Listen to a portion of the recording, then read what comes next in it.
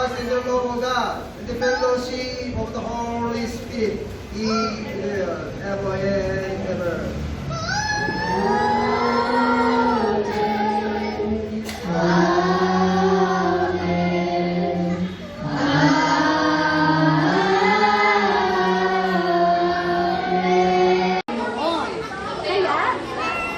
Ginagawa ni Jose, lahat siya ay nagtatagumpay siya sa mga ginagawa niya. Ano yun? Ano yun? Doon kayo nakatira? Or kasi dito sa Tarapan?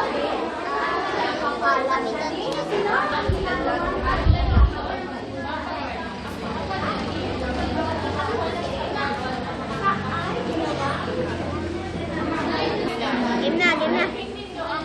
Dito si Pino. Okay? Si Pito. So, verse 16 na tayo. Dadalhin na Paunahin ninyo sa kabanatipan ni Yahweh ang mga sandat ng tatahang lalaki.